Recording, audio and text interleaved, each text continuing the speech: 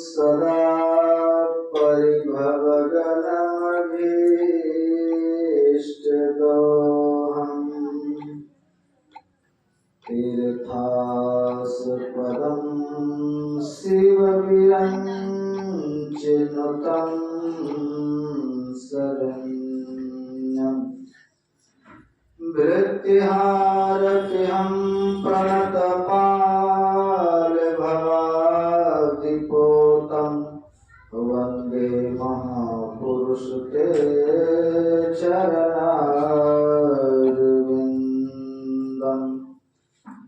आदिगुरुदेव अनादिगुरुदेव अनंत गुरुदेव अखिल गुरुदेव शरण गुरुदेव श्री गुरु महाराज चरणारविंद नमो नमस्ते। बोले सदगुरुदेव भगवान की जय। गुरुदेव भगवान की जय। गुरुदेव भगवान की जय। अखिल विश्व ब्रह्मांड नायक परम पिता परमात्मा सदगुरुदेव के चरणों में कोटि नमन। मंचस्थ मुद मंगल में विज्ञजन उपस्थित धर्म प्रेमी सज्जनों भक्तिमती माताओं एवं आदरणीय ग्रामवासियों, आज सप्ताह ज्ञान यज्ञ का ये समापन सत्र चल रहा है और हम लोग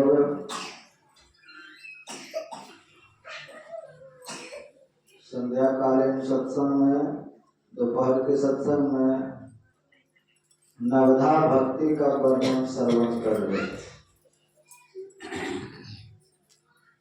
आप लोग सुने थे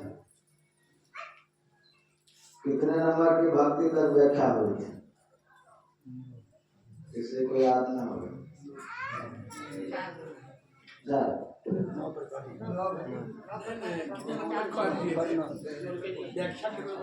क्या प्रकार के भक्ति की व्याख्या करके बाबा? खाली भक्ति का आनंद में रहे। भागवत महापुराण में एक श्लोक आता है कि सकल भुवन मध्य निर्धनास्ते धन्या, का पूरे पृथ्वी पर कोई सबसे ज्यादा गरीब व्यक्ति हो। सकल भुवन मध्य निर्धना, जो सकल धरती पर जो सबसे ज्यादा निर्धन व्यक्ति है, फिर भी वो धन्य है। कब धन्य है? प्रवसति हृदय तेसाम, जिसके हृदय में प्रवेश कर गया श्री हरे भक्ति रेखा, जिसके हृदय में भक्ति महारानी प्रवेश कर गया। तो हरिरपि निजलोकम सर्वधातु विहाय प्रवसति हृदय तेसाम भक्ति सूत्रोपनठा,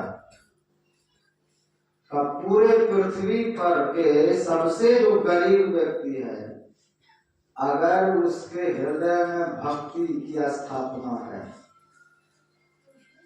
जहां पर भक्ति महारानी रहेगी वहीं पर ज्ञान और वैराग ये दोनों रहेंगे।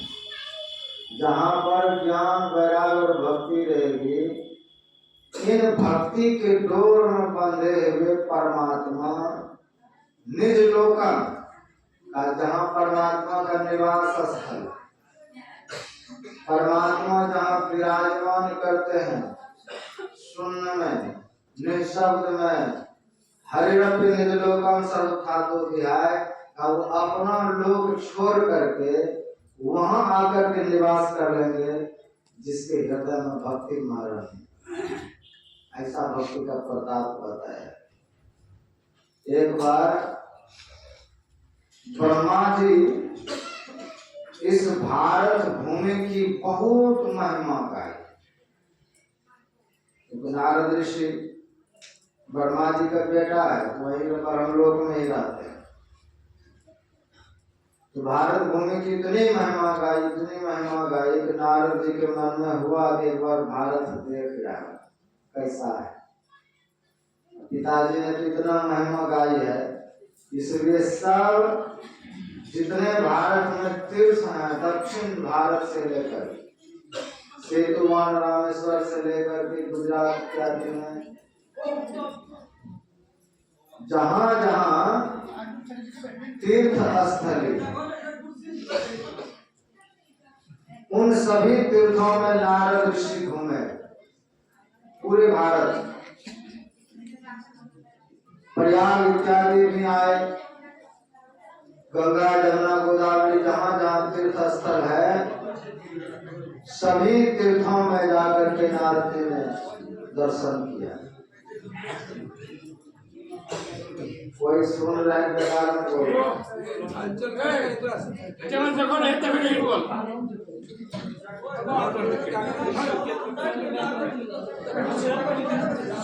सब मत बोलिए।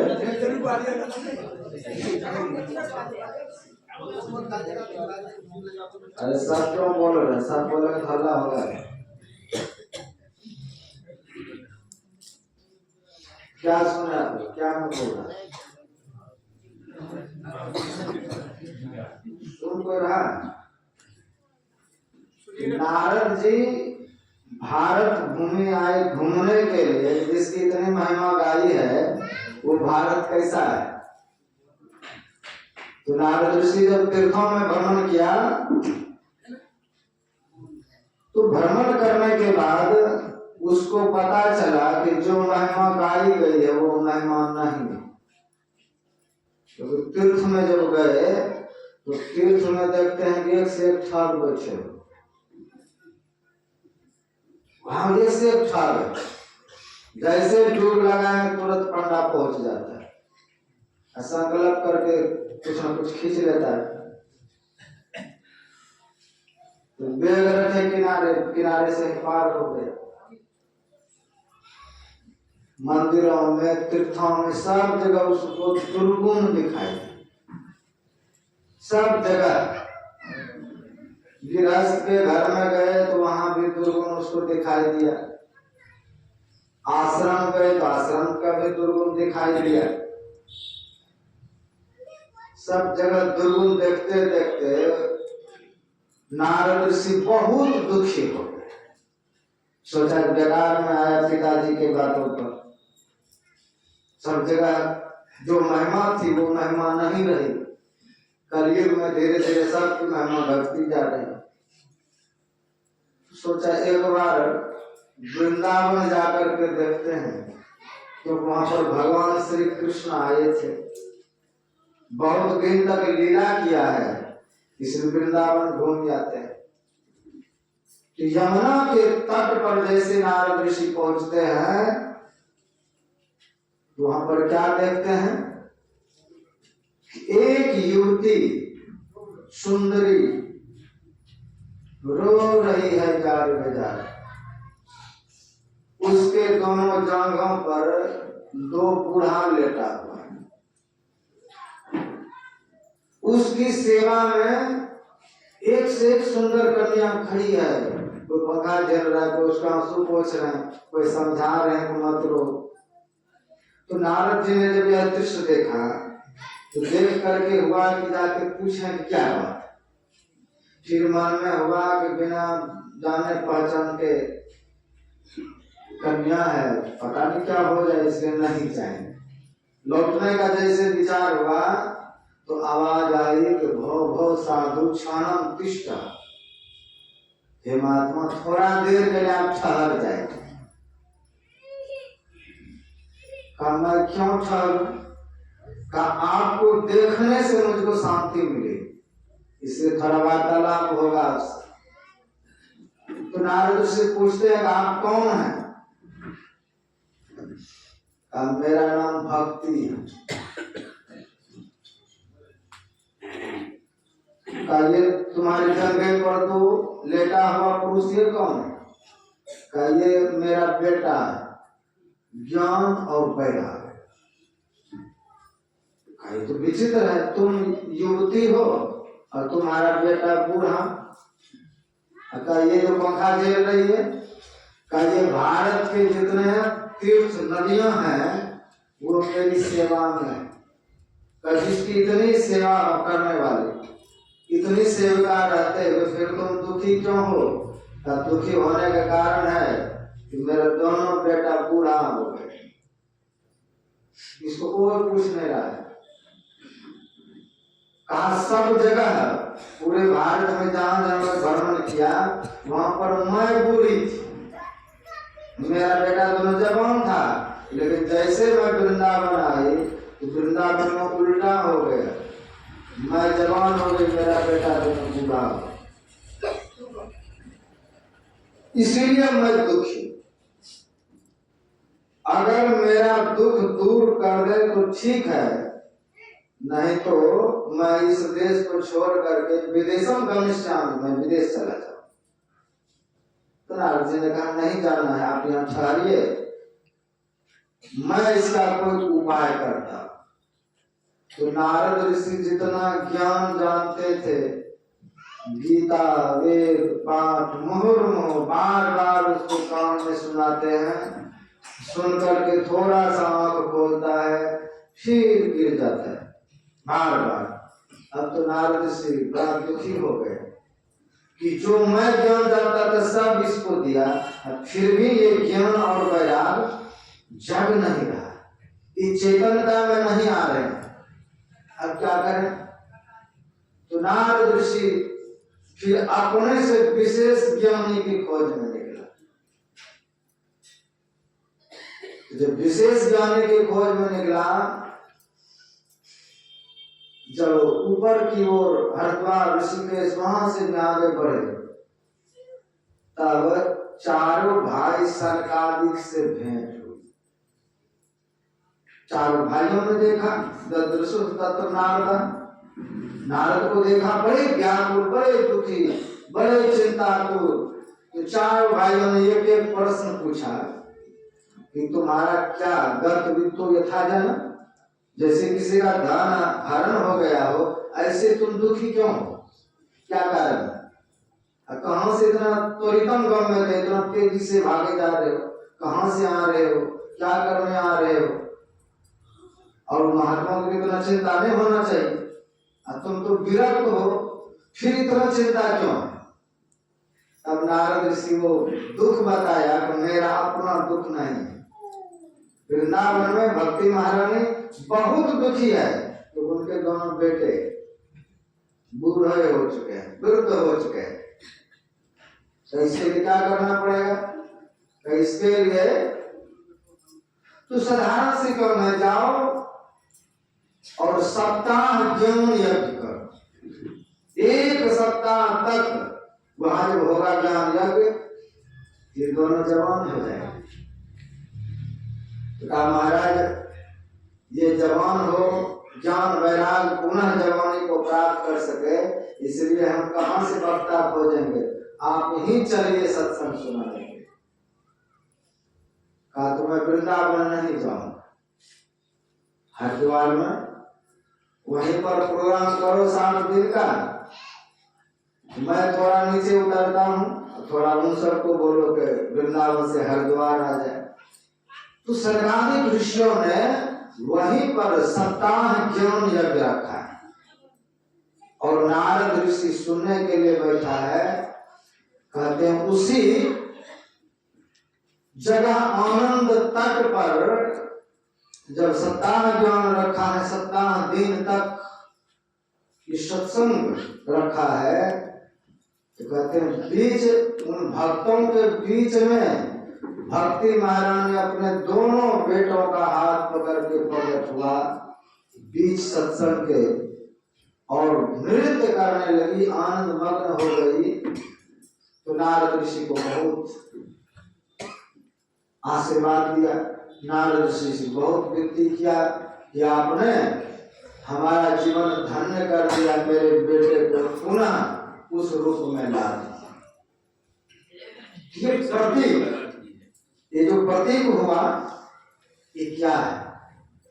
भक्ति महारानी जवान दिख रही, उनका बेटा बूढ़ा, तो मतलब क्या है? आप किसी किसी व्यक्ति में देखते होंगे खूब भक्ति के तरह, खूब भक्त के तरह नहा धो करके हाथ में धूप अगरबत्ती ले करके 33 कोटि देवता की पूजा करने के लिए लग जाते हैं। भूखे प्यासे दिन रात खूब भजन करे, लग रहा है खूब भक्ति करे। तो खूब भक्ति करने के बावजूद भी उनसे ये मांस मछली नहीं छूट रहा है। खूब भक्ति करता है, खूब तीर्थ में जाता है, खूब भजन गाती है। ऐसा जो व्यक्ति है उसको भक्ति जवान, यानी भक्ति कर रही है, उसमें जवान है भक्ति एकदम बिल्कुल, सेवा पानी पूजा पाठ खूब कर रहा है, लेकिन उसका ज्ञान बूढ़ा हो गया। उसका बेटा जो है वैराग, उसका बिल्कुल बूढ़ा हो गया। और जिसके हृदय में ज्ञान और वैराग नहीं होगा उसकी भक्ति रोती रहेगी ऐसे। इसलिए भक्ति कैसा होना चाहिए? ज्ञान वैराग से युक्त। संसार में देखते हैं कितने तरह की भक्ति हो रहा है, भजन खूब कर रहा है लेकिन मांस नहीं छोड़ रहा है। हनुमान जी महाराज को लंगोटी लगा करके एकदम धूप अगरबत्ती दे रहा है, हनुमान ज्ञान गुण सागर, मछली नहीं छोड़ रहा है, शराब नहीं छोड़ रहा है, ओम नमः शिवाय खूब चल रहा है, गांजा नहीं छोड़ रहा है।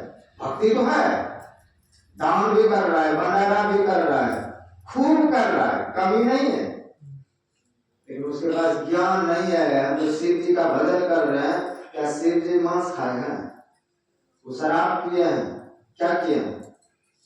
तो भक्ति खूब हलाहल है हृदय में, लेकिन उसको ज्ञान विहीन है, वैराग विहीन है, थोड़ी सी पाप को नहीं छोड़ पा रहा है और परमात्मा को भजने चला है।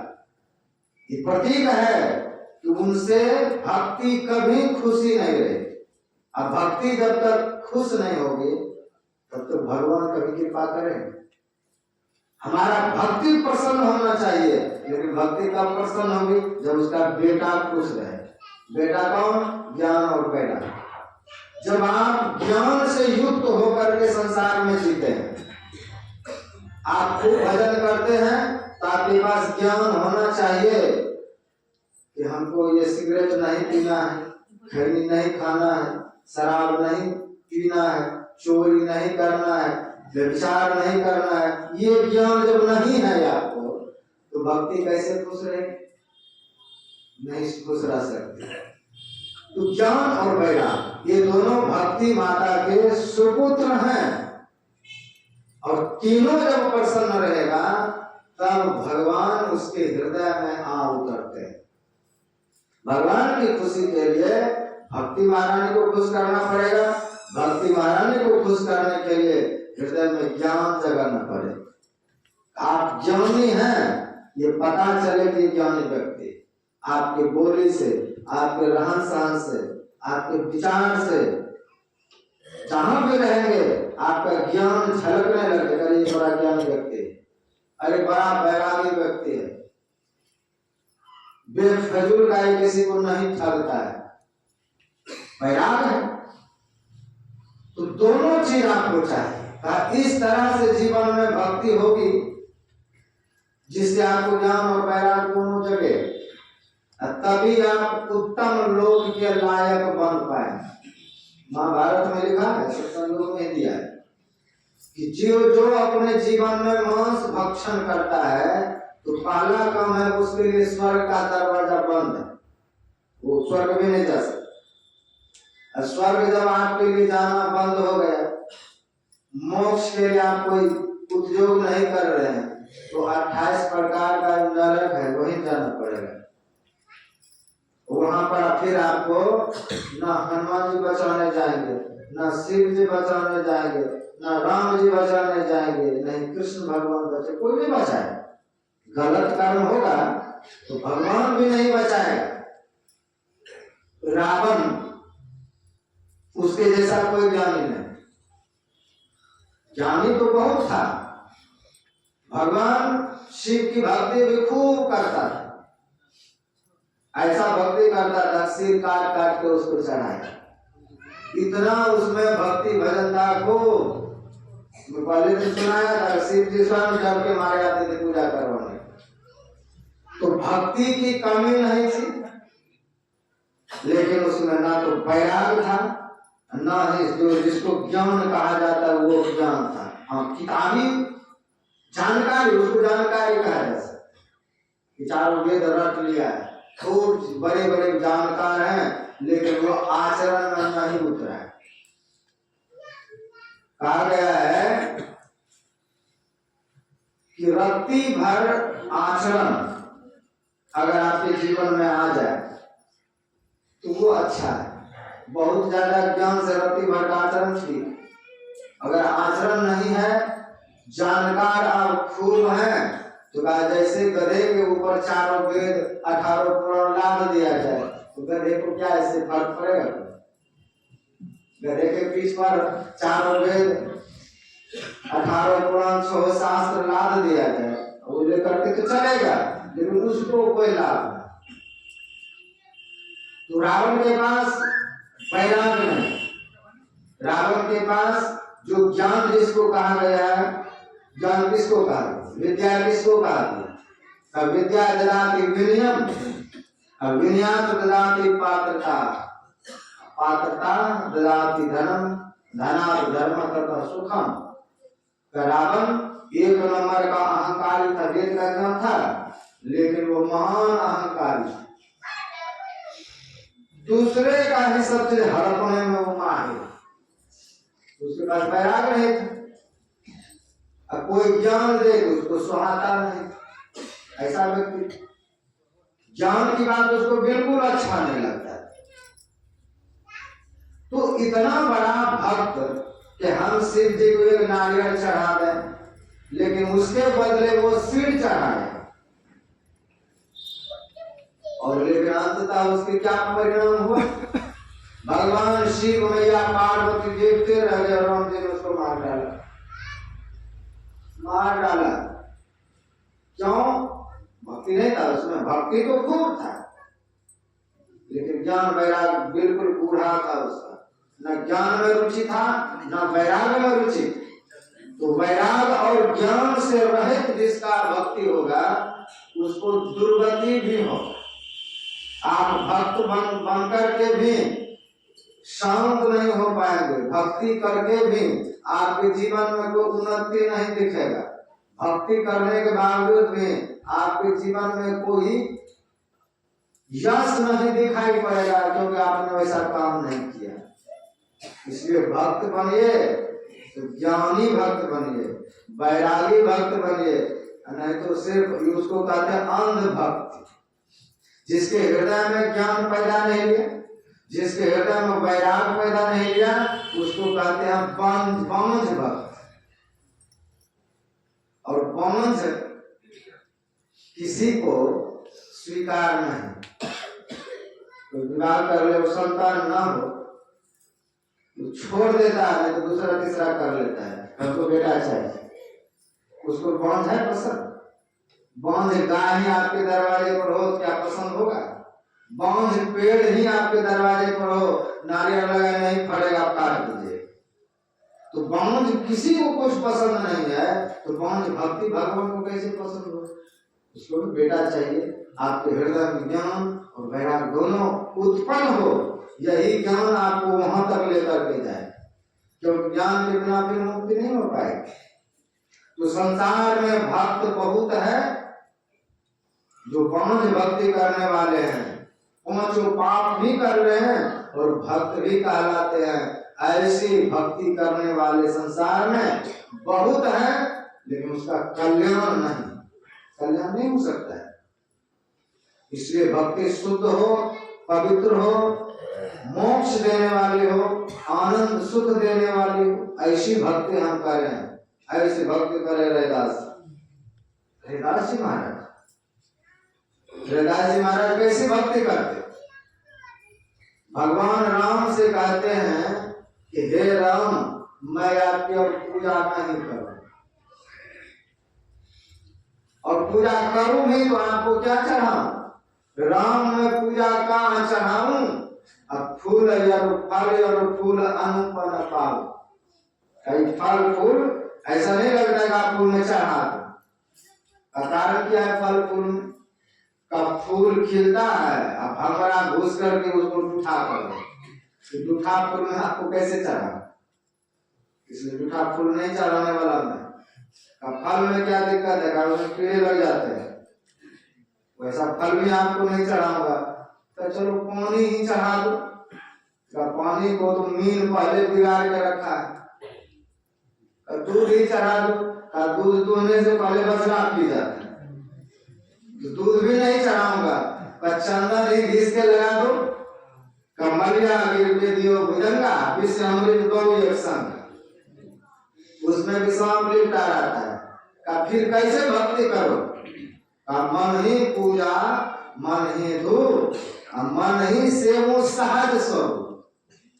मैं मन से आपकी भक्ति करूंगा, और इस राम की भक्ति, ये देह का भक्ति नहीं करूंगा। तो किसका भक्ति करोगे? आपका जो सहज स्वरूप है, जिस स्वरूप में मरना और जन्म लेना नहीं होता है, जिस स्वरूप में बदलाव नहीं होता है। राम का तो बदलाव हो, बचपना भी था, युवा भी, वो क्रोधी भी हुए, विकार भी उसमें जगा। तो ऐसे राम का मैं भजन नहीं करूंगा।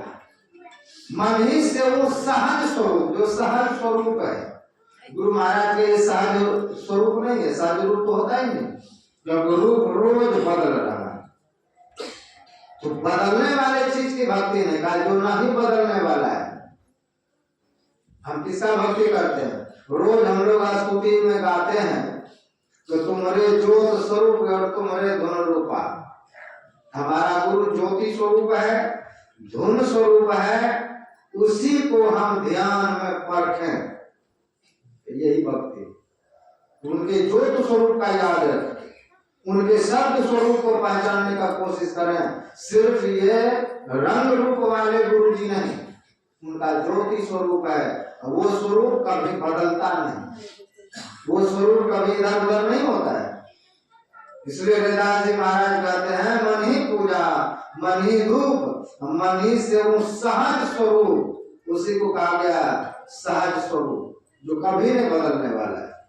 ये शरीर एक दिन मर जाएगा, लेकिन इस शरीर को जो चला रहा है वो है वो स्वरूप। उस स्वरूप से प्रीति, उस स्वरूप की भक्ति हो। उस स्वरूप में हम बाहर में देखते हैं गुरु महाराज है, यहाँ जिसको जो होता है घर से फल फ्रूट मेवा हलवा ला के चढ़ा देते, ये भक्ति है। हम गुरु महाराज को चढ़ा दिए। वो जो ज्योति स्वरूप परमात्मा है, सहज स्वरूप परमात्मा, उसको हम क्या चढ़ाएंगे? रघुदास जी ने माना कि हम ये सब कुछ भी नहीं चढ़ाएंगे। नानक देव जी महाराज कहते, जिसका जीव किस आगे धरे, का ये जीव जिसका है। जैसे हम सेब चढ़ा दिए, सेब तो आपने खरीद के लाए, लेकिन आत्मा उसी का है। तो जिसका जीव किस आगे धरे, जिसका ये जीव है, जिसका ये जीवात्मा है, जिस दिन हम उसके आगे रख देंगे, लीजिए आपका चीज है, आपको समर्पण करता हूं, जिसका जीव किस आगे धरे, का यही भक्ति है। हम जीव ईमानदारी से अपने आप को उसे दे दें, अपने आप को उसको लौटा दें, वापस कर दें। लेकिन हम लोग संसार में मुंह से भी हम उसको अपना नहीं बना पाते, बोली विचार में भी हम उसको अपना नहीं बना पाते हैं। कहाँ कहाँ हम अपने आप को कहाँ कहाँ बांध रखे हैं। मंदिर जब जाते हैं कहते गुरु महाराज आपके अलावा मेरा कोई दुनिया में नहीं, बस वही वचन वो खत्म हो गया। घर में आए तो बच्चों के तुम्हारे अलावा मेरा कौन है, फिर पत्नी कहती तुम्हारे अलावा कोई मेरा है ही नहीं, तो हम किसके? वहां भी झूठ बोल दिए, वहां भी झूठ बोल रहे हैं। जो हमारा है वो हमको छोड़ करके क्यों चला जाता है? हम किसी के हैं तो छोड़ करके तो नहीं जाना चाहिए, लेकिन जब मौका मिलेगा हम उसको सर पर छोड़ के चले जाए तो हम उसके कैसे हुए? हमारा वो कैसे हुआ? सब गाँव में ये सब गलत सलत हो जाता है। तो हम उस एक ईश्वर के अंश हैं, ईमानदारी से उसको लौटा दीजिए, इसी में हमारी भक्ति है। उसको फल नहीं चाहिए, उसको बतासा नहीं चाहिए, उसको धूप अगरबत्ती नहीं चाहिए। हम जिस दिन उसको अपने आप को अर्पण कर देंगे, यही अंतिम भक्ति, आत्मनिवेदनम, अपने आत्मा को भी उसी को दे देना, क्योंकि ये उसी का है। ये राजा बलि, इसने अंतिम भक्ति करके दिखाया। राजा बलि से जब मांगने आया बावन भगवान, तो उसको वचन तो दे ही दिया कि मैं आपको दे दिया। गुरु ने मना किया, बीच में गड़बड़ी हुई, लेकिन भगवान ने फिर भी जो जो अर्पण किया लिया, पहले मान दिया, वचन दिया। अब फिर जब संकल्प हुआ तो एक ही देव में भगवान ने पूरा ब्रह्मलोक तक नाप लिया, दूसरे कदम में पूरा धरती को नाप लिया। कहा अब तो तुम्हारे पास तीसरा कदम के लिए कोई जगह ही नहीं बचा है। जब तक तुम तीनों पग भूमि हमको नहीं दे देते हो, तब तक तुम दोषी हो, क्योंकि वचन दिए। तो राजा बलि अधीर नहीं हुए कि मैं मुझको नरक में डाल देगा। कहा प्रभु हमको नरक जाने का भय नहीं है, अभी मेरा संपत्ति ही आपने लिया, 2 कदम में मेरा संपत्ति लिया, अभी मैं हूं, इसलिए तीसरा कदम मेरे सिर पर रखी, शीर्षनी में करूं तृतीय पदम, मेरे सिर पर तीसरा कदम रखिए। तो भगवान ने तीसरा कदम जैसे राजा बलि के सिर पर रखा, तो 3 कदम पूरा हो गए। जो वचन दिया था, तन मन धन आत्मा को भी अर्पित कर दिया, अब तो कुछ बचा ही नहीं। जब अपने आप को भी भगवान को दान कर दिए, तो अब भगवान स्वयं मूक हो गया, चुप हो गया। जब राजा बलि को क्या बोले, तो इसको ठगने आया था, लेकिन आज मैं खुद ठगा गया। अंत में भगवान कहते हैं कि हे राजन, मैं तो तुमको ठगने आया था, लेकिन तुम ही हमको ठग गए। तुमने सब चीज दे करके अब तुम हमको अपना लिए।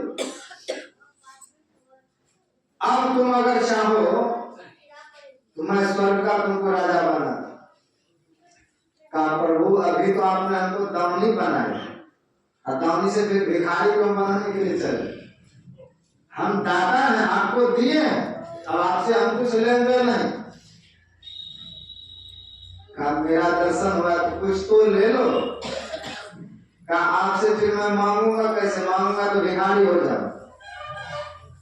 एक बिंदु कवि कहते हैं कि अगर मैं मांगू तुमसे तो कुछ ना देना तुम मुझे, वरना आशिक नहीं मजदूर हो जाओ।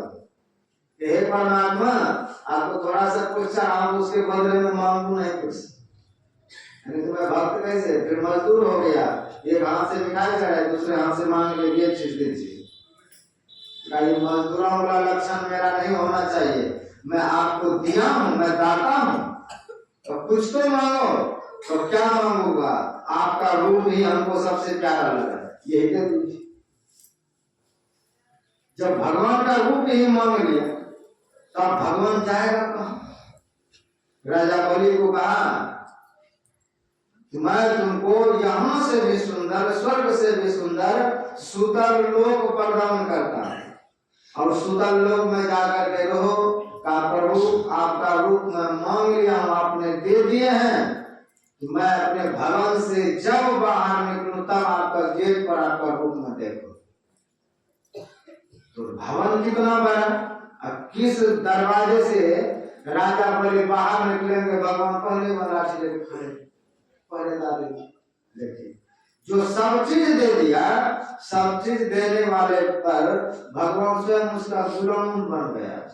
सब चीज दे करके भगवान को ले टोटल।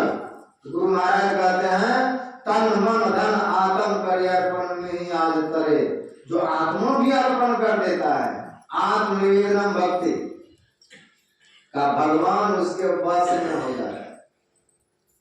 तो भगवान वहीं पर राजा बलि के ही भवन में रहने लगते हैं। इधर लक्ष्मी जी बड़े व्याकुल कि मेरे स्वामी कहाँ गए हैं, कहीं नहीं मिल रहा है। तो नारद जी जब मिले, कहा तुम्हारे स्वामी आजकल विदेश में नौकरी कर रहा है, वो पहरेदारी में लगा हुआ है, क्योंकि सब चीज दे करके उसको वो खरीद लिया। सब ऐसा साधारण थोड़े है। जब तन भी इसको दे दिए, मन भी इसको दे दिए। पलटू साहब कहते हैं कि तन भी तेरा, मन भी तेरा, तेरा पिंड प्राण। सब चीज हमको दे दिया, तुम्हारा क्या होगा? सब कुछ तेरा, बस तू है मेरा याद आगू करके। जो सब चीज दे देगा भगवान उसी का हो जाता। थोड़ा सा बचा लेंगे तब तो गड़बड़ है। तो उन्हीं का सब चीज है। ऐसा समर्पण की भक्ति हो तो लक्ष्मी जी ने विचार किया कि भगवान को हम लाएंगे कैसे। भगवान कपटी होकर के गए थे ठगने के लिए, अब खुद भगवान फंसे हुए मानव कर बने पड़े। तो नारद जी ने कहा देखो संत है नारद, तो लक्ष्मी महारानी को युक्ति भेद बताया। तो वहां तुम अगर जाना चाहते हो तो आपको भी छद्म रूप लेकर के ही जाना पड़ेगा। का राजा बलि को कोई बहन नहीं, आप बहन बन करके जाइए। तो राजा के भवन के सामने जाकर के खूब जोर जोर से रोने लगी लक्ष्मी महारानी। तो राजा बलि तो दयावान है, पूछते हैं बहन तुम कौन हो? बहन भी कहते हो, पूछते भी हो कौन हो? तुमने बहन कहा मैं तुम्हारा तुमको भाई मानता हूँ। आजा। तो अंदर ले गया। अब लक्ष्मी महारानी राजा बलि का बहन बन करके खूब सेवा सत्कार में भर किया है। कहते जब सावन का महीना आया, जैसे भाई बहन रक्षाबंधन मनाते हैं, तो लक्ष्मी महारानी ने राजा बलि के हाथों में जो राखी बांधा, तो भाई कहते हैं कि बहन बताओ तुमको मैं क्या दूं, कौन सा चीज तुमको दूं? तो बहन भी तो वैसी थी, कहा पहले आप संकल्प कीजिए, देंगे तो नहीं देंगे। संकल्प का नाम लिया तो डर गया। कहा एक आया था भिखारी बन करके, संकल्प करा के सब चीज ले लिया, और सब चीज मैं उसको दे दिया, अब मेरे पास बचा क्या है? कुछ बड़ा चीज नहीं मांगने वाला हूँ, ये तो आपका नौकर है, यही हमको दे दीजिए। बड़ा जुल्म है। कहा जिसको हम तन मन धन आत्मा दे करके जिसको यहाँ पर पसंद करके लाया हूँ, उसको तुम एक राखी बांध करके ले लियो। पहले तुम अपने रूप में आप कौन हो? तो लक्ष्मी अपने रूप में आए। तो राजा बलि कहते ये छली बन के आए तो छलिया बन के आए, दोनों में छल है, और दोनों छल से ही मेरा काम किए। तो भगवान को लक्ष्मी महारानी वहां से मांग करके लेके चले गए, लेकिन भगवान एक रूप से राजा बलि के यहाँ बंध थे। ये है भक्ति का बंधन। भक्ति से खुल नहीं सके वो, भक्ति के बंधन में वहां पर पड़े रहे। तो जीवन में ऐसा भक्ति हो, ऐसा ज्ञान हो, आत्मसमर्पण करने पड़े, सब चीज मिलता है। ये पान फूल सुपारी ये सब जितने चीज हैं, ये तो निमित्त मात्र है, मन को वहां तक ले जाए, निमित्त मात्र है। लेकिन मुख्य चीज है हम अपने आप को अर्पण कर दें उस परमात्मा। अर्पण करने की बात तो हम लोग सत्संग में सुन रहे थे, कौन सा भक्ति किए थे दोपहर में? चौथी भक्ति, पांचवी भक्ति पंचम भजन सुवेद प्रकाशा, मंत्र जाप मम दृढ़ विश्वासा। का हमको मंत्र के प्रति विश्वास होना चाहिए। अगर विश्वास नहीं है क्या होगा? का विश्वास अगर मंत्र के प्रति नहीं है तो वह मंत्र काम करेगा। भागवत महापुराण में आया कि अगर हम आलस्य पूर्ण होकर के सत्संग सुनते हैं तब वो सत्संग मरा हुआ है। परमादेन हतन सुनकर प्रमाद पूर्वक सुन रहे हैं, नींद भी ले रहे हैं, कोई मोबाइल देख रहे हैं, कोई गप कर रहे हैं, कोई इधर उधर दिमाग दौड़ा रहे हैं, का इतना देर जो बैठे उस समय आपका मर गया। वो जो सुने ना मृतम, मृत्यु पूर्वक सुने, उसका कोई फायदा नहीं होने वाला। तो आप परमादेन हतन सुनकर संदिग्धो ही हतो मंत्रो। अगर मंत्र पर संशय है, लगभग हमको तो लगता है कि 100 में 30-40 व्यक्ति ऐसे निकलेंगे जो कुछ के कुछ जप रहे, उसको संशय को दूर कर लेना चाहिए। बहुत ऐसे व्यक्ति मिलेंगे जो कुछ के कुछ जप रहे। तो संदिग्ध अगर अवस्था है मंत्र की तो वह कहते मंत्र मारा हुआ है। संदिग्धो हतो मंत्रो व्याघ्र चित्तो हतो जपा। व्याघ्र चित्त होकर के जप रहे हैं तो वह भी बेकार है। प्रेम से विश्वास के साथ मंत्र का जाप होते रहना चाहिए।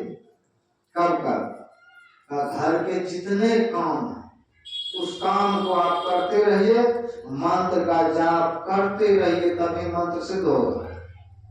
प्रेम पूर्वक, आदर पूर्वक, श्रद्धा पूर्वक हम गुरु महाराज को बुला रहे हैं, आह्वान कर रहे हैं।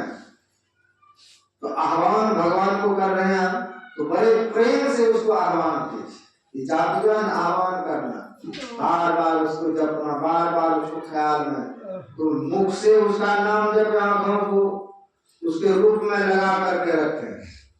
कहा वेद में ये पंचम भक्ति जो है मंत्र जाप मम दृढ़ विश्वासा का विश्वास के साथ अगर मंत्र का जाप करेंगे तो मंत्र फलीभूत होगा। मंत्र आपको विश्वास से वो फल देने वाला होगा। तो हम मंत्र के जाप करने वाले कितने भक्त हैं संसार। मीरा जी के बारे में आया कि नाम नाम से होता है, जान ले हो सबको। कहा अगर चाहते हैं संसार में मेरा नाम हो सब दिन तो नाम का जाप कीजिए। नहीं तो कितना बड़े आप हैं, जब तक आप हैं तब तक आपका नाम है, आप गए तो नाम भी चला गया। सबरी करोड़पति तो नहीं थी, बहुत सुंदरी नहीं थी, बहुत प्रतिष्ठित नहीं थी, बहुत ऊंचे जाति वाली नहीं थी, लेकिन आज उसका नाम है तो उसने नाम को सिद्ध कर लिया। नाम को जप कर लिया तभी ना, नहीं तो उसमें कोई ऐसा गुण है भक्ति के अलावा जो उसकी प्रतिष्ठा बनी रहे बरकरार का कोई भी। ना ऊंची जाति की है, ना देखने में सुंदरी है, ना वो पढ़ी लिखी है, कुछ भी नहीं, फिर भी आज उसका नाम चल रहा है। हजारों लाखों में उसका पाठ होता है, उसका नाम लिया जाता है आदर के साथ। तो एक भक्ति के कारण ही, एक नाम जप के ही कारण ही, इसलिए कहते हैं कि नाम नाम से होता है। संसार में आपका नाम जपने से होगा। नहीं तो भवन में लिख दीजिए फलना, अब भवन कब तक टिकेगा? 100 वर्ष, उसके बाद तो ढह जाना है नाम, उसके बाद आपके नाम को कोई पूछने वाला नहीं। जमीन में लिखवा दीजिए नाम तो पहले आपका बेटा ही देगा, पिताजी मेरे नाम से कर दीजिए, बेटा तो नाम कटवाएगा वहां से, नाम होगा नहीं। नाम जमीन से नहीं होगा, नाम भवन से नहीं होगा। का जो गुरु मंत्र लिए हैं इसको इतना जप लीजिए, जिसने करोड़ों बार नाम जपा है वो करोड़पति है संसार। नहीं तो कालखी करोड़ी चले गए बहुजोर खजाना, जातन चंदन लेते सो घड़े मसान। तो करोड़ बार नाम जिसने जपा जपा वही करोड़पति है। तो सबरी माता ने नाम खूब जपा, इसलिए आज उसका नाम है। तो वो करोड़ों से अरबों में है, 10 लाख वर्ष पूर्व हुए, लेकिन आज दिन तक नाम उसका बरकरार है, मिटा नहीं। और उनके समय में कौन रानी हुई, कोई जान रहे हैं? कि सबरी के समय में तो कोई रानी हो रही होगी, उससे तो राजपाट चलता था। तो सबरी माता के समय में कितने बड़ी बड़ी सुंदरी हुई, किसी को याद है? कहीं ग्रंथ में भी लिखा है उसके समय कोई सुंदरी हुई होगी, विश्व सुंदरी, विराज सुंदरी, किसी को पता नहीं। तो सुंदरी को कौन पूछने वाला है? जिसने भगवान का नाम जीवन में संकल्पित कर लिया, आज इतना लाखों वर्ष होने के बाद भी उसका नाम चल रहा है। तो संसार में नाम चाहिए तो नाम का जप कहते, नाम नाम से होता है जान ले हो सबको, मेरा सुत जायो नहीं शिष्य मुड़ियो पर। क्या मेरा जी ने ना बेटा पैदा किया ना किसी को चेला बनाया, कोई प्रचारक आया बिहार में, लेकिन आप मेरा को जान रहे हैं, उसका कोई प्रचार नहीं कर रहे, लेकिन सब मीरा जी को जान रहे हैं। कबीर साहब वो प्रचार करने आ रहे हैं आपके बीच में, लेकिन आप उसका नाम जानते हैं, कितना दिन पहले हो। तो जितने नामी महापुरुष हुए वो नाम के प्रताप से, इसलिए भगवान राम कहते हैं कि ये वेद में प्रसिद्ध चीज है कि मंत्र जाप मंत्र विश्वास, दृढ़ विश्वास के साथ जो मंत्र का जाप करेगा तो संसार में उसका नाम अजर अमर हो जाएगा। कितना भी मिटाने का कोशिश करें मिटेगा। बाकी जितना आप नाम लिखवा लिए हैं, सड़क में, घर में, दीवार में, किसी भी चीज में, वो नाम रहने वाला तो क्षणिक है, बस उसका आयु ही नहीं। तो परमात्मा का नाम अमर है, इसलिए गुरुदेव कहते हैं राम नाम अमर नाम भजो भाई सोए। उस अमर नाम का जिसने भजन किया वह भी संसार में अमर हो गए। तो छठदम शील विरत बहु कर्मा, छठी भक्ति है दमशील। दमशील कौन होगा? का जो बहुत कर्मों से विरक्त हो गए, अब वो बहुत झंझट नहीं पाल रहे, बहुत कर्मों को छोड़ करके अब सिर्फ अपने परमात्मा का भजन कर रहे हैं। आज जो बहुत कर्मों को छोड़ दिया उन्हीं से बहुत पाप छूटेगा। अब वही अपने इंद्रियों को परमात्मा में लगा पाएगा, अपने इंद्रियों को दमन कर पाएगा, अपने इंद्रियों को रोक पाएगा पाप में जाने से। नहीं तो जितना कर्म आप संसार में बढ़ाएंगे उतना इंद्रियां बेचैन हो, उतने तरह के उसको पाप करना पड़ेगा। जितना जंजाल में फंसेंगे उतना आपको झूठ बोलना पड़ेगा, झूठ बोलेंगे तो भक्ति होगी नहीं। इसलिए छठदम शील विरत बहु कर्मा निरत निरंतर सज्जन धर्म। कहा कि निरंतर हमको सज्जनों के धर्म में ही रहना चाहिए। सज्जन आप देखे होंगे बाजार सब में कई ऐसा दुकान है जहाँ एक दाम बताएगा, लेना है तो लीजिए नहीं तो चाहिए। क्या उसका दुकान नहीं चल रहा है? वो कहता है कि मैं इतना में लिया इतना में दूंगा, क्यों कहता है? एक दाम है, लेना है तो लीजिए। अब वो 19-20 भी नहीं करता, उसका दुकान बंद तो नहीं हो गया है।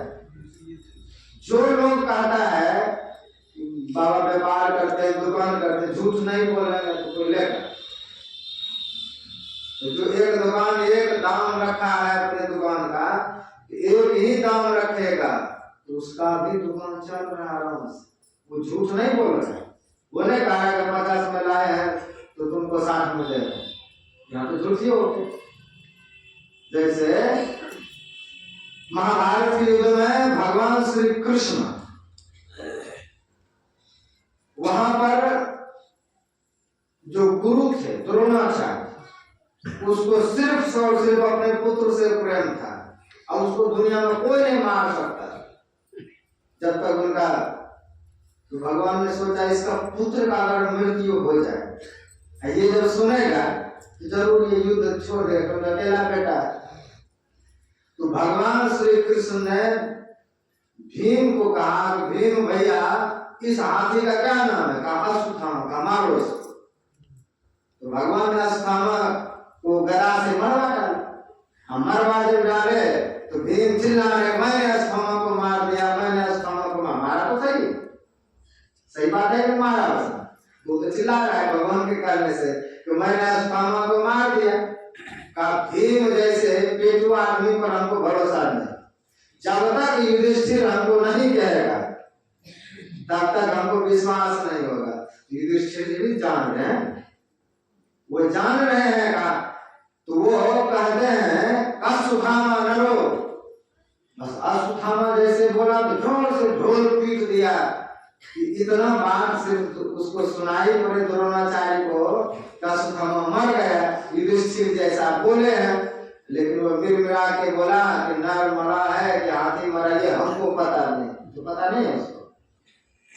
तो भगवान ने जितना कहा बोलने के लिए, बस हम मर गया, बस काम खत्म। अब उसको वहां स्पष्ट कर रहा है कि हाथी मरा कि मनुष्य मरा, ये हमको पता नहीं है। यही तो झूठ उसको पाप लेकर डूब गए। तो भगवान ने झूठ बोलने के लिए नहीं कहा। भगवान ने कहा कि अश्वत्थामा मरा। तो मंदिर नहीं क्यों कर रहे, हाथी मरा, जानवर मरा।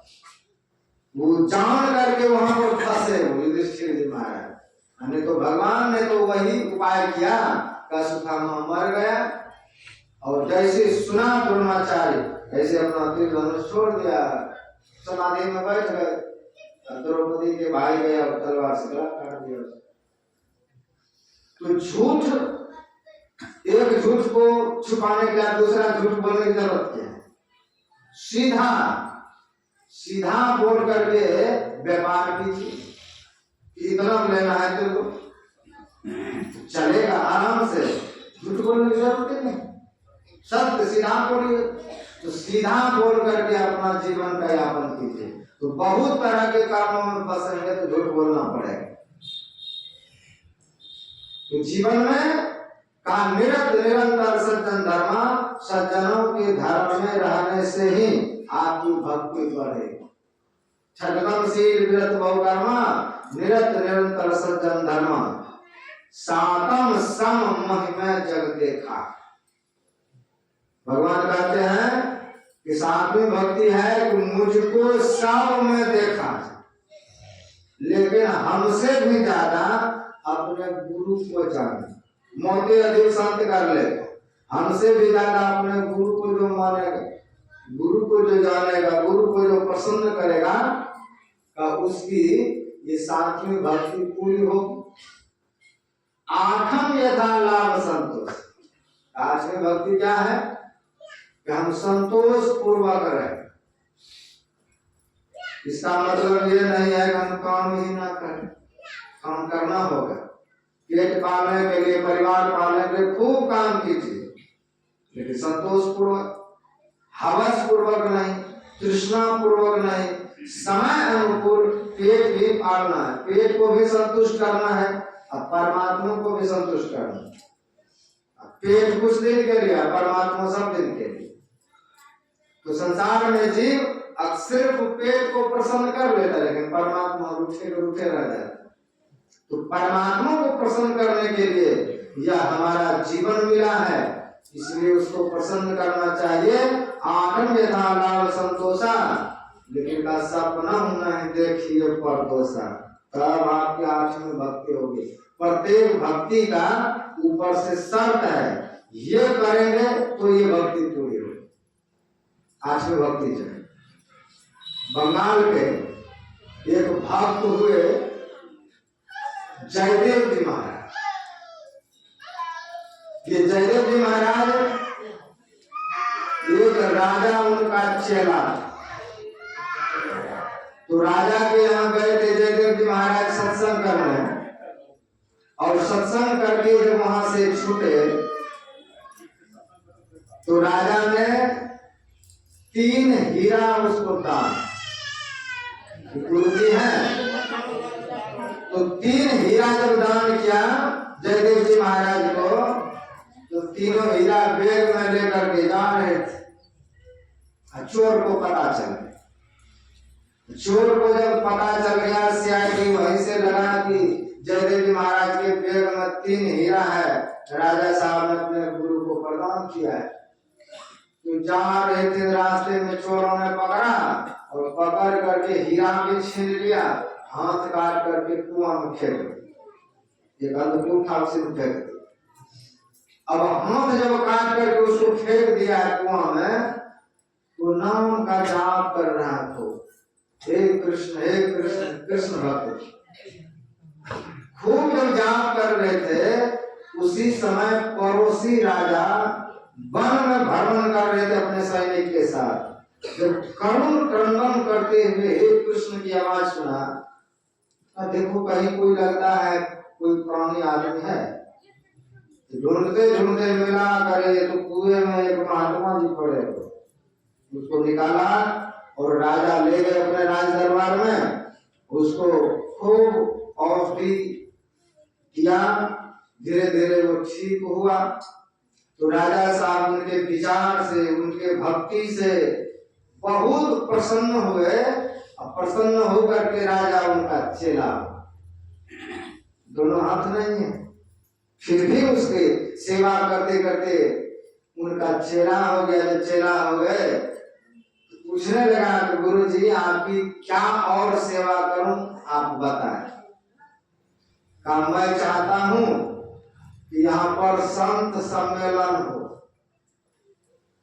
भोज हो, भंडारा हो, दान हो, तुम राजा हो, तो भगवान ने धन दिया है, जिसका सदुपयोग करो, संतों को बुलाओ, भारी सत्संग रखो, और जितने संत महात्मा है सबको निमंत्रण दे करके बुलाओ, सबके लिए अलग अलग ठहरने का व्यवस्था करो। जैसे कुंभ में टेंट लगा हुआ है, उसी तरह का टेंट लगवा है।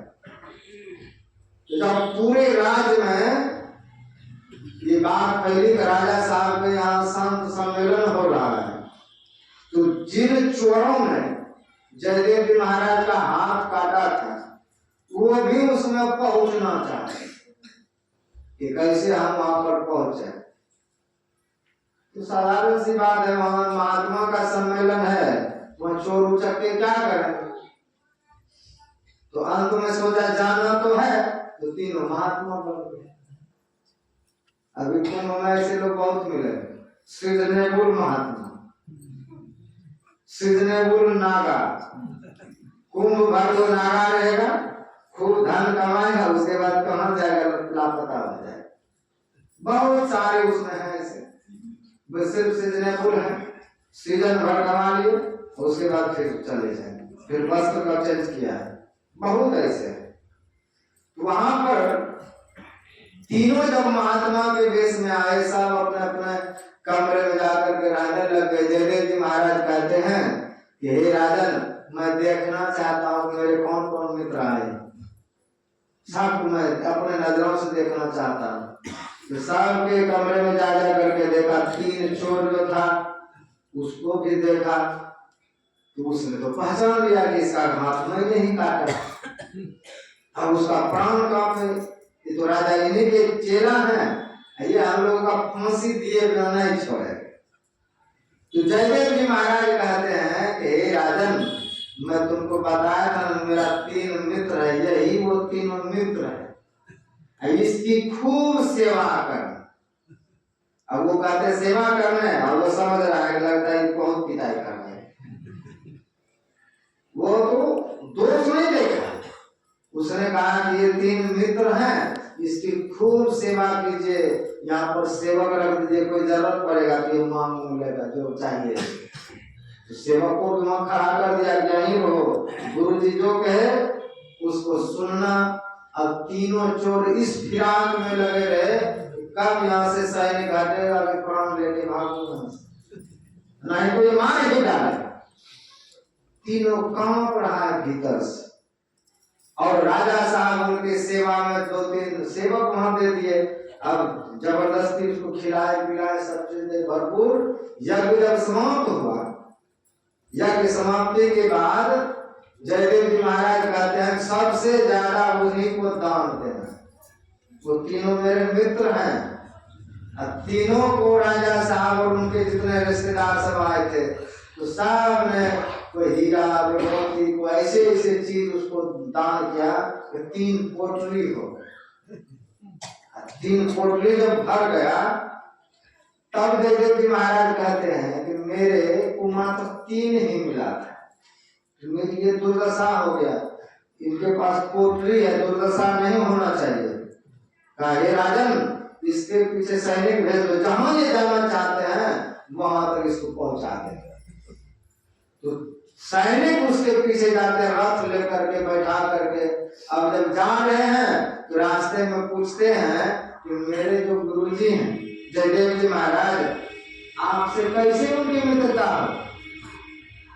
का वो तीनों ठग जो था महात्मा के वेश में, तो वो कहते हैं कि अरे तुम क्या बताऊं, तुम्हारे गुरुजी का चोरी में पकड़ा गया, इतना करने पर चोरी में पकड़ाया। हम तीनों एक ही जगह काम करते थे, 3 4, और तुम्हारे गुरुजी को तो पूरा मारने का हमको आदेश मिला था, तो हम ही काट के छोड़े, उसको तो मृत्यु दंड देना था हमको, लेकिन हमने मृत्यु दंड न दे करके सिर्फ हाथ ही काटे, इसीलिए मेरे प्रति ज्यादा स्नेह दिखा है तुम्हारे गुरुजी।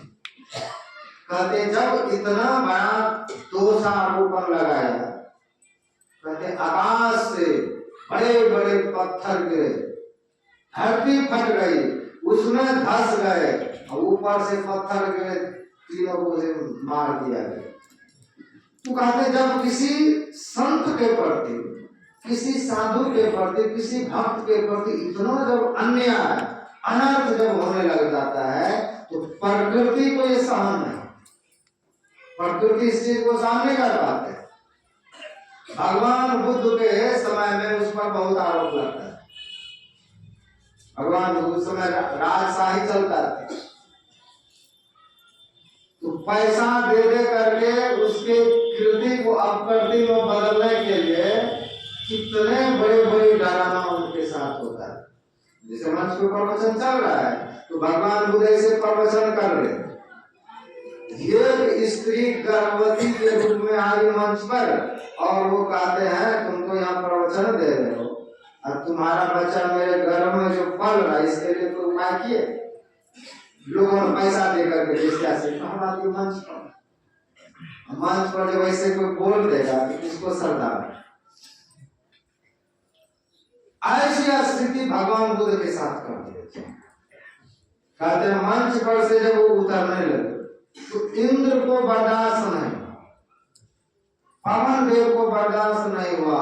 इंद्र आए चूहा बनकर और पेट में जो बांध के रखे थे कपड़ा लता, जब उसको काट दिया, हवा जोर से गए और उसका पोल खुल गया। देखो इसको बदनाम करने के लिए कैसे कर रहे थे।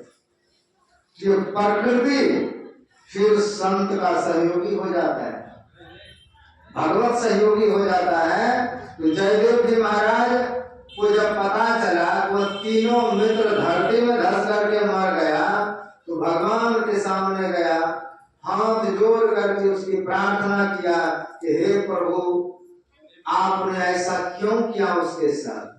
जब प्रणाम उसको करने लगा तो जयदेव जी के दोनों हाथ बाहर, उसको हाथ मिल गए, और हाथ जब मिल गया का प्रभु जब हाथ देना ही था तो फिर कटवाए क्यों, और ये किस आधार पर हमको हाथ दिए?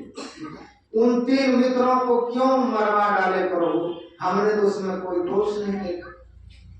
तो भगवान कहते हैं हे जयदेव जी महाराज, तुम्हारे साथ इतना जुल्म किया फिर भी तुमने उसमें दोष नहीं देखा। तुमने 8वीं भक्ति सिद्ध कर, एक एक भक्ति सिद्ध करने कितना फल है। 8म यथा लाभ संतोषा, सपना नहीं देखिए परदोषा, दूसरे का दोष नहीं देखना, 8वीं भक्ति को सिद्ध करता है कि हम किसी में दोष ना देखें, किसी में दुर्गुण ना देखें, सब में गुरु महाराज को दर्शन करने लग जाए। ऐसी भक्ति जिसकी है तो कहा तुम्हारा 8वीं भक्ति सिद्ध हो गई। तो ये जो प्रकृति है, यह जो संसार है, ये परमात्मा का, परमात्मा को मंजूर है तभी न कोई चोर जी रहा है, परमात्मा को मंजूर है तब न कोई बेविचारी जी रहा है। तो उसको अच्छा ही लगता है तो हम क्यों होते बीच में बोलने वाले, हम क्यों उसके दोष का बखान करें, हम क्यों किसी के दुर्गुण को किसी और को सुनाते फिरे। उसकी सृष्टि है, वो जब उसको संभाल रहा है, वो जब सबका भाग लिए हुए हैं, तो हमको सिर दर्द नहीं होना चाहिए। हमको सिर्फ अपना देखना है कि हम कैसे, हमारा क्या स्वभाव है, हम किस रास्ते से जा रहे हैं। हमको अपने आप को समेटना, अपने आप को उद्धार करना है। दूसरे की गलती देखने के लिए हम जन्म थोड़े लिए कि दूसरे की गलती देखा तीसरे को बोलते कि ये भक्त का लक्षण बिल्कुल नहीं। आठम यदा लाभ संतोषा सपनम नहीं देखिए परदोषा, स्वप्न में भी जो दूसरे का दोष नहीं देखता है, अब आठवीं भक्ति सिद्ध कर ले। नवम सरल संसर्चन हीना मम भरोस ही हर्ष न देना। नवमी भक्ति पूर्णता की भक्ति का बिल्कुल सरल स्वभाव में संसार में जीना, और ऐसा भी सरल में कोई आपको बुद्धू बना के चले, ऐसा भी सरल नहीं कि कोई भी बुद्धू आपको समझे बुद्धू बना करके चला जाए। सरलता का मतलब है कि हम बिना मर्जी का, बिना किसी चीज का ऐसे अहंकारी बन करके ना जी। अपने आप में हम सरल हैं, अपने आप में ठीक है, लेकिन अच्छा और बुरा का ज्ञान तो रखना कि कौन अच्छा कर रहा है कौन बुरा कर रहा है। नवम सरल संसर्चन है ना, सरल है लेकिन उतना भी बुद्धू नहीं। हम परमात्मा के लिए सरल है, भक्त के लिए सरल है, इंसान के लिए सरल है, लेकिन जो गड़बड़ करे वहां पर आपको भी सिद्ध बनना पड़ेगा। तो कहते नवम सरल संसर्चन है ना मम भरोस ही हर्ष देना, का हर्ष और दीनता का त्याग करके एक परमात्मा पर पूर्ण भरोसा रखते हुए अपने जीवन को और उत्तीर्ण करें, यही नवमी भक्ति है। तो सबरी माता ने भगवान के मुख को देखते देखते अपने शरीर को योगा अग्नि में त्याग दिया। और जब योग अग्नि में सबरी माता ने शरीर त्याग दिया तो कहाँ गई वो? कहते जहाँ नहीं फिर, जहां से फिर वो लौट करके दुख में संसार में नहीं आए। बाकी आप जहां जाएंगे आपको लौटना पड़ेगा। गुरु महाराज कहते हैं 7 स्वर्ग हैं और 7 स्वर्ग के निवासी, दिव्य देव सब अमित विलासी। कोई न स्थिर सब ही बटोही, सब बटोही है। लेकिन जब आप भक्ति पूर्वक ध्यान पूर्वक उस स्थान का चयन करते हैं, भगवान श्री कृष्ण कहते हैं नातद भास्ते सूर्यो न शंको न बावका यद गत्वा न निवर्तन्ते तदाम परम मम। जो परमात्मा का निजी लोक है, निजी धाम है, जहाँ पर स्वयं प्रकाश है, ऐसी सत्ता को मोक्ष निर्माण कहा गया है, अपवर्ग कहा गया है। गुरु महाराज वहीं भेजने के लिए हम सबको यह ज्ञान दिया है।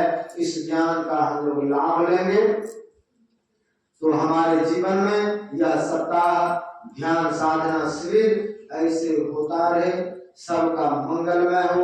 गुरु महाराज से ही प्रार्थना है कि सब गुरु महाराज के शरण में रहते हुए सब आश्रम है, सब प्रेम से अपना निर्वाह करें और भक्ति भजन खूब करें।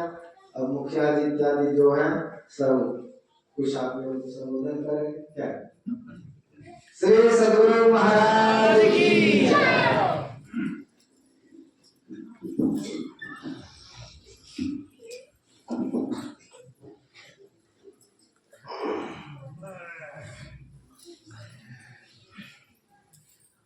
श्री सद्गुरु महाराज की जय। श्री सद्गुरु महाराज की जय। श्री सद्गुरु महाराज की जय।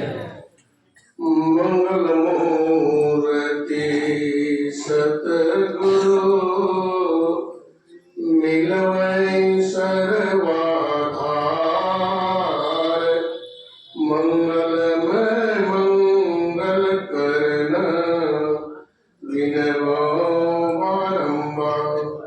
धन धन शद कही न जाय, जो कछु कहूँ तुम्हारी कृपा मोहि